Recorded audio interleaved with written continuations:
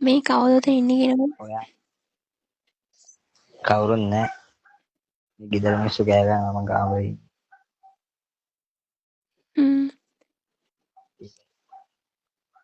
අපේ අයියාගේ යාළුවෝ දෙන්නේ. කියනවා.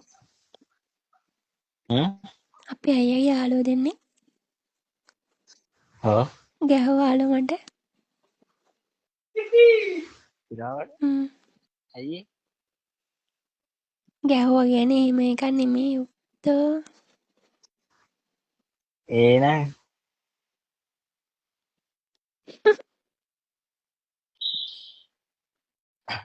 දැන් ඉදුන්නේ නැද්ද? නෑ කලින් කෙල්ලන් තිබ්බේ. කලින් කෙඩුවේ කවුද? ලොකු අම්මගේ පුතා දිනුක. අනේ සිංකි. අවුරුදු 13 කැඩුවේ. 13 දී මල් ලොකු ළමයෙක් වුණේ අවුරුදු 10 5 වසරේදී. අඩු වයසින්නේ. දැනටි ඔක්කොම මේ වගේ සීන් එකක් මේ දෙන්නේ 5 වසර 6 වසර වගේනේ. අපි හිටියා මේ මොන්ඩිසෝරි අන්නන්ගේ කෙනෙකුත් මේ ලොකු ළමයෙක් වුණා. ඔව්. නෑ. දැන් කවුරුද ගහද්දි ඔය කොණ්ඩම් දාලාද ගහන්නේ? අයියාගේ යාළුවෝ දෙන්න කොණ්ඩම් දාලා ගැහුවේ. මෙයා රෝ ගහද්දි ගියේ නැද්ද? නෑ ඒ අලෝ ඒ තානම් මට ඉන්න බැරි වුණා. මාර රිදිලා රිදුනේ මං ඔහොත් එක්ක කතා කරෙත් නෑ.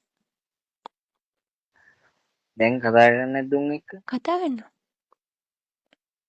දිවෝයි තමුසෙ ආයි ගහයි. ඇයි ඔය වීඩියෝ කෝල් එහෙම අරන් මේ පෙන්නනවා. තමුසෙ පෙන්නනවද? හ්ම්. තමුසෙ කියන ලොකු ඇදිනේ. ඇයි දවසක් මං මේ ඉස්කෝලේ ඇවිල්ලා ෆෝන් එක අරන් නාන්න ගියාමද ඊට පස්සේ ලොකු අම්මගේ පුතා ඉන්නේ දැන් රට ඉන්නේ එයා. ඔව්. එයත් වීඩියෝ කෝල් එකක් ගත්තා.